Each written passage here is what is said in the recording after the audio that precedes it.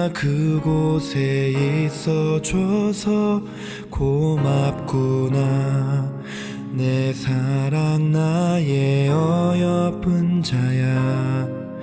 얘야 내가 네 기도를 다 듣고 있단다. 내 사랑 나의 어여쁜 자야. 오늘 우리에게 주신 하나님의 말씀은 마태복음 11장 11절에서 19절까지 말씀입니다. 내가 진실로 너희에게 말하노니 여자가 낳은 자 중에 세례 요한보다 큰 이가 일어남이 없도다.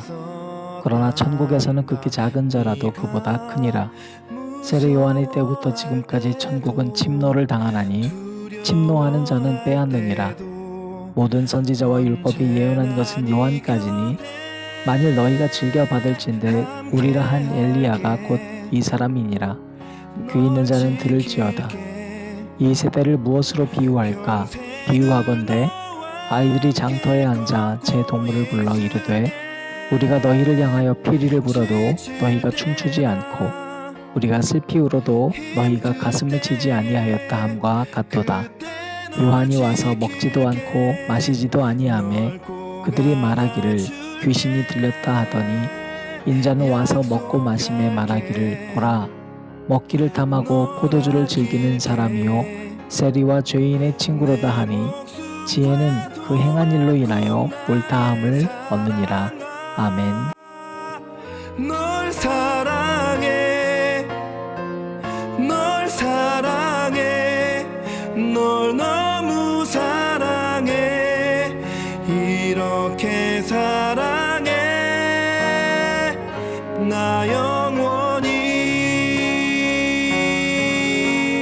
그래서 2명 정도로 시작하려고 하는데 이런 상황들이 잘 해결되어서 더 많은 학생들이 참여할 수 있도록 시간을 정하고도 있는데 그 시간이 정말 하나님의 뜻으로 될 수 있도록 기도해 주셨으면 좋겠습니다. 그리고 제가 인도자인데 정말 자격이 없는데 하나님께서 부르셨다는 생각으로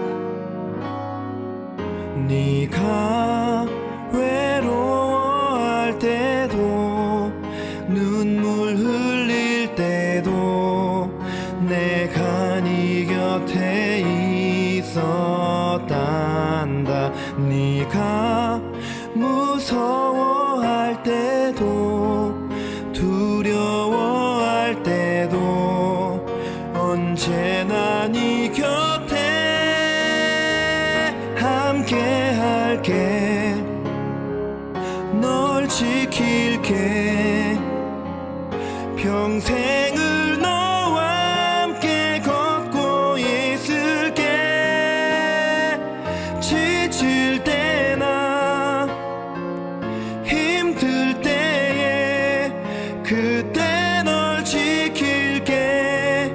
널 꼭 안아줄게. 약속할게. 널 아낄게. 내 목숨과도 바꾼 나의 사랑아. 널 사랑해, 널 사랑해, 널 너무 사랑해, 이렇게 사랑해 나 영원히.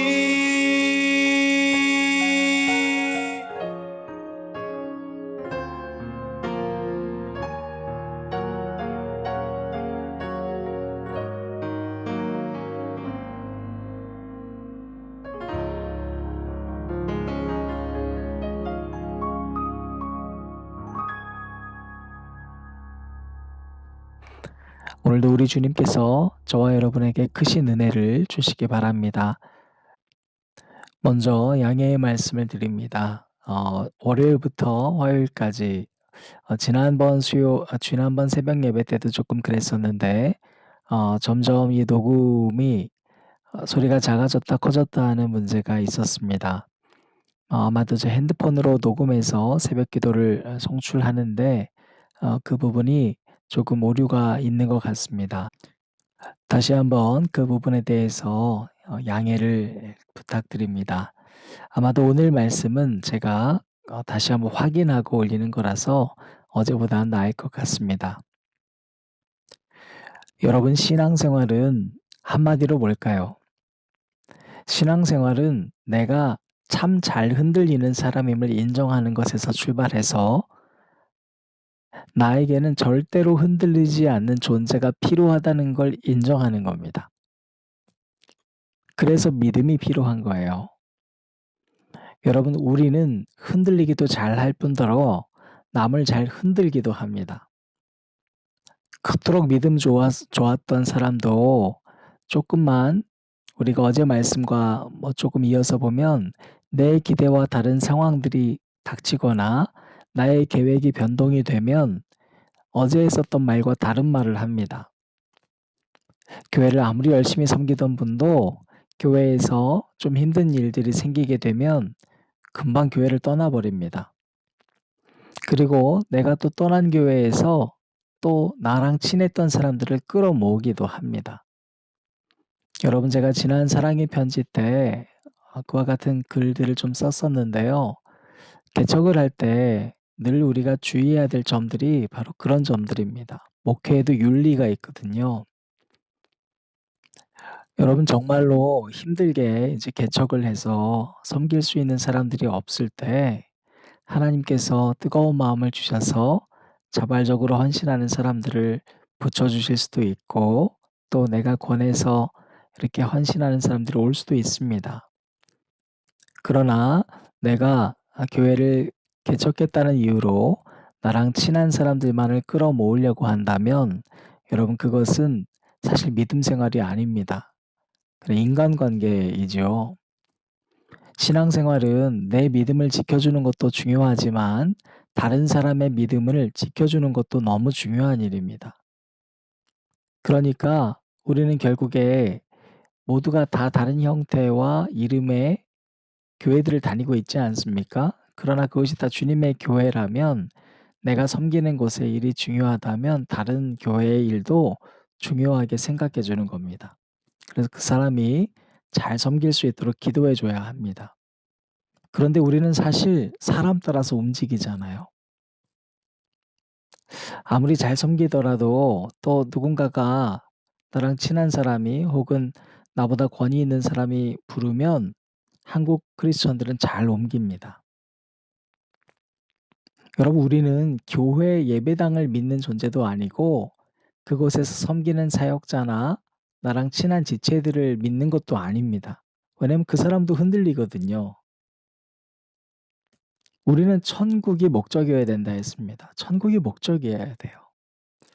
예수님만 믿어야 되는 거예요. 그분은 안 흔들리시기 때문입니다. 여러분, 어떠세요? 여러분의 신앙생활을 돌이켜보면 우리는 자꾸 마음이 막 왔다 갔다 하지 않나요? 열심히 내가 섬겨야지 했다가 조금 기대에 안 맞으면 섬기는 거 뭐야, 내가 더 중요하지. 여러분, 우리가 어제 말씀 이어서 세례 요한을 칭찬하면서 예수님께서 어제 말씀 마쳤습니다. 오늘도 이어지거든요. 지금 남아있는 자들에게 예수님이 훈계하고 있습니다. 여기 남겨져 있는 이들이 어떤 이라고 그랬습니까? 어제까지만 해도 세례 요한 곁에 있었던 자들이라고 했어요. 그런데 어느 순간 예수님 곁에 있습니다.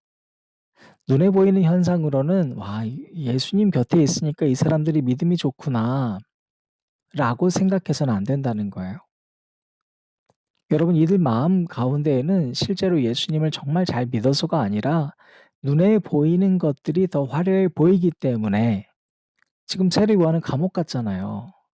근데 예수님은 계속 이적을 보이거든요.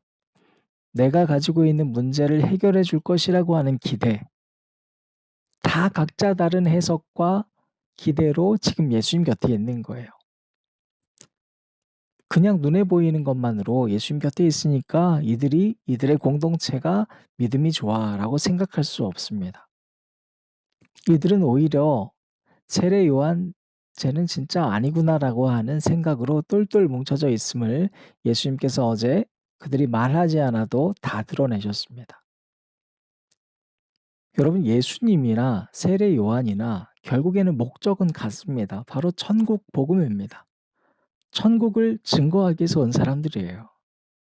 그래서 예수님도 하나님이셨지만 사람의 몸으로 온 거예요. 우리의 죄의 문제를 해결해야지만 천국을 얻을 수 있기 때문에. 그런데 이 사람들은 결국엔 자기 기대 안에 꽉 차 있으니까 어느 순간 자기가 세례 요한의 곁에 있었던 존재였음을 망각하고 지금 세례 요한을 밀어내고 있습니다. 그런데 마음으로는 뭐래요? 14절에 만일 너희가 즐겨 받을진대 오리라 한 엘리야가 곧 이 사람이니라. 자, 세례 요한은 밀어내면서 엘리야는 존경한다는 거예요. 예수님은 하나님이시기 때문에 이게 얼마나 말이 안 되는 일인지를 아는 거예요. 목적이 같고 같은 길 위에 있어야 하는 사람들인데 실제로 그래서 예수님 곁에 있지만 사실 이들의 목적은 다 달랐어요. 결론적으로 그들이 바라보고 있었던 목적이 다르기 때문에 예수님이 아무리 말해도 귀는 있지만 들을 수가 없는 겁니다. 그래서 15절에 귀 있는 자는 들을지어다 말씀하셨습니다. 여러분 왜 하나님이 귀를 주셨을까요? 들어야 되기 때문입니다. 심지어 귀를 양쪽에 두셨어요. 여러분 우리가 두 눈은 정면을 응시하고 걸어가야 합니다. 한눈 팔아서는 안 되기 때문입니다. 그런데 양쪽에 귀를 두신 이유는 우리가 한쪽 소리만 듣지 않게 하기 위해서입니다. 우리는 균형 있는 크리스천이 되어야 돼요. 아무리 세상의 소리가 많이 들린다 해도 우리는 반대의 귀를 통해서 하나님의 말씀을 듣고 우리 중심을 잡아야 됩니다. 그런데 이 말씀이 안 들린다. 이 말씀이 안 들린다는 것은 우리 귀가 내 기대 이쪽 한 방향의 목소리만 듣고 있는 거예요. 말씀이 들려왔는데도 심령이 찔려지지가 않아요. 그냥 불편함에서만 끝나는 거예요. 왜 똑같은 말을 할까? 아니 왜 똑같은 말씀을 저렇게 할까? 나는 바뀌기 싫은데. 여러분 그것이 바로 귀가 있는데 들리지 않는 겁니다. 그리고 바로 그러한 세대를 비유하시기를 16절입니다. 이 세대를 무엇으로 비유할까? 비유하건대 아이들이 장터에 앉아 제 동물을 불러. 자, 여러분 이게 비유입니다. 근데 아이들이 지금 장터에 불렀습니다. 이 장터는 아고라라고 하는 곳이었어요. 근데 여기서 상거래 행위를 하던 시장이었습니다. 자, 그런데 놀 곳이 없어진 아이들이 지금 이 장터 아고라에서 친구들을 불러서 놀고 있는데 17절입니다. 이르되 우리가 너희를 향하여 피리를 불어도 너희가 춤추지 않고. 피리랑 춤은 여러분 그 시대 로마인들이 결혼식에서 잔칫집 의식을 하는 행위라고 우리가 알고 있으면 될 것 같아요.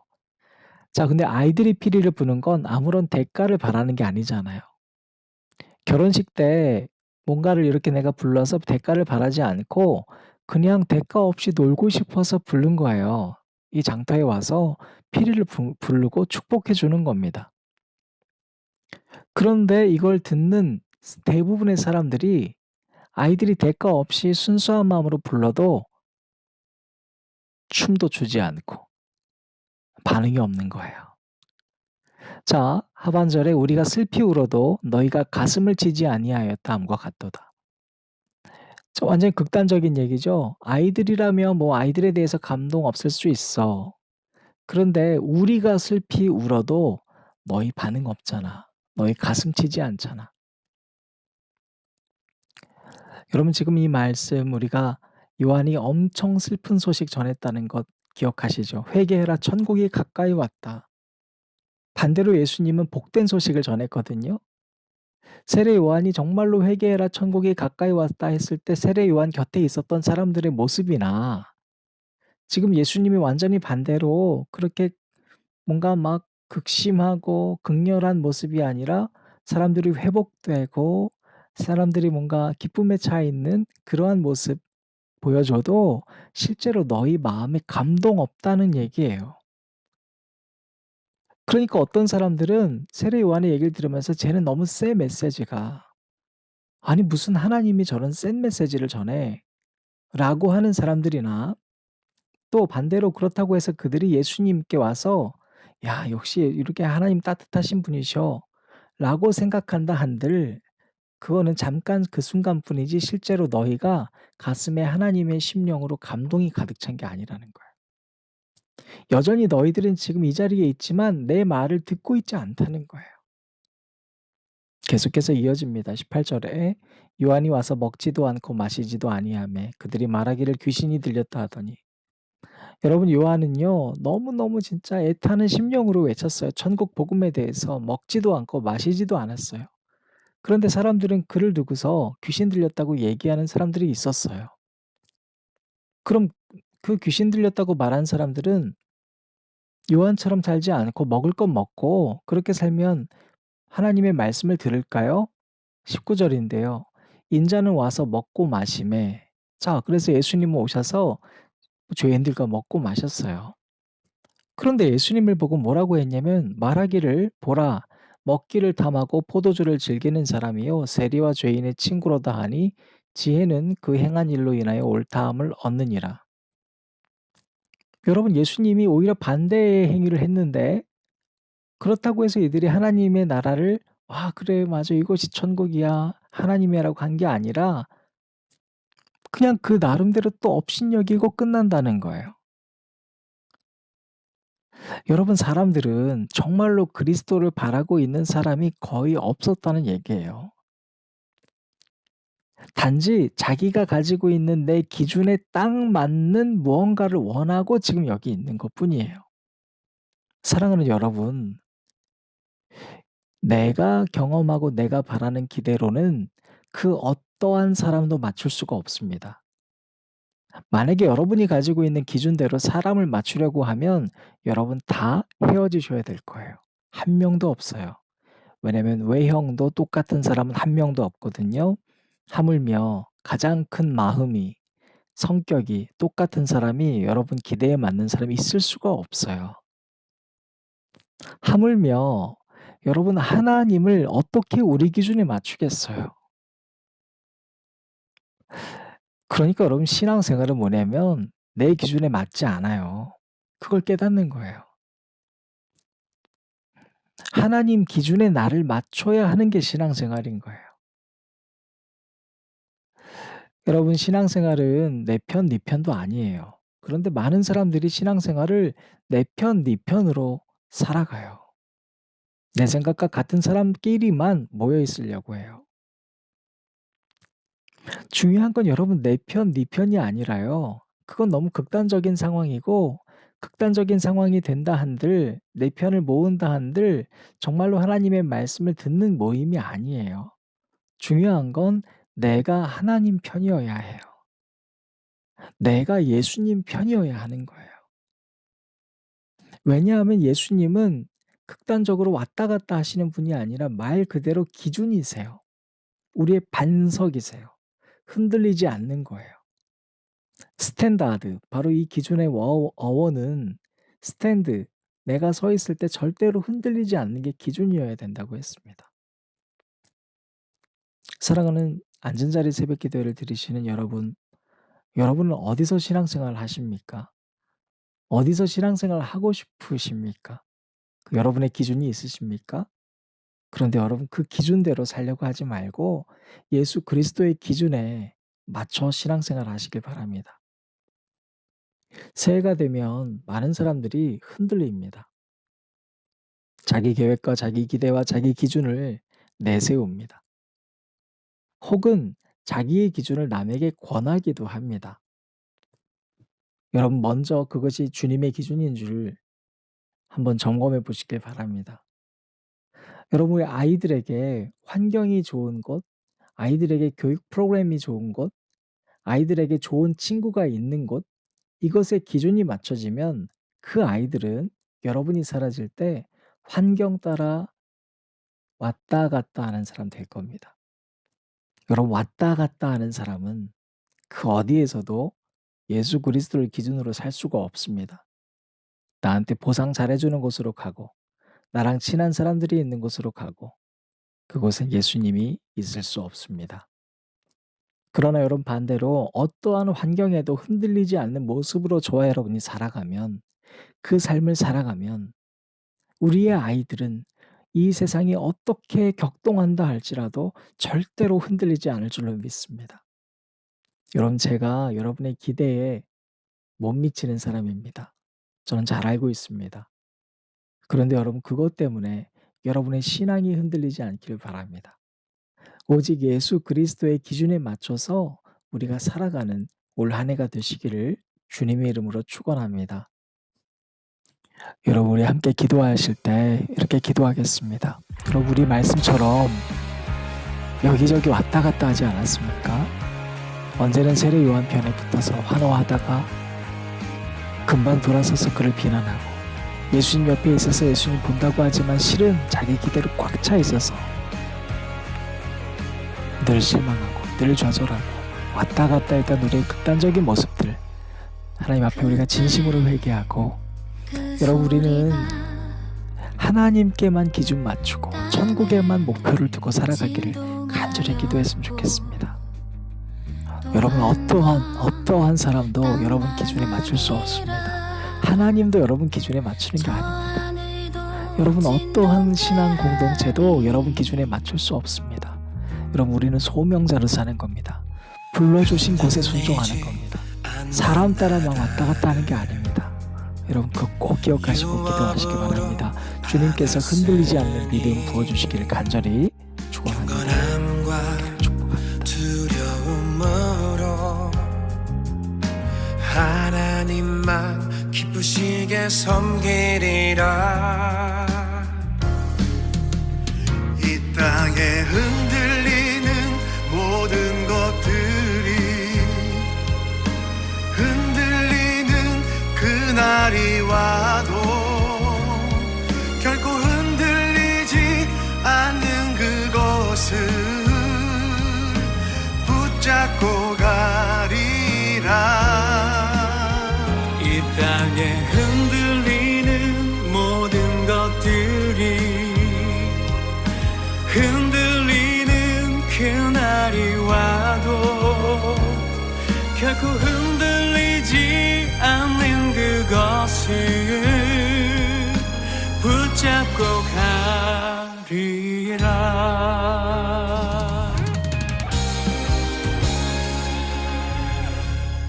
그때 큰 소리가 하늘을 진동케 할 때 주께서 왕으로 오사 온 열방을 통치하시리. 흔들리지 않는 믿음은 죽음까지 이기리니 오직 의인은 믿음으로 말미암아 살리라 하셨도다. 이 땅에 흔들리는 모든 것들이 흔들리는 그날이 와도 결코 흔들리지 않는 그것을 붙잡고 가리라. 이 땅에 흔들리는 모든 것들이 흔들리는 그날이 와도 결코 흔들리지 않는 그것을 붙잡고 가리라. 교회야 다 함께 일어나 외치세. 저 하늘 드높이 마라나타. 교회야 다 함께 일어나 외치세. 저 하늘 드높이 마라나타.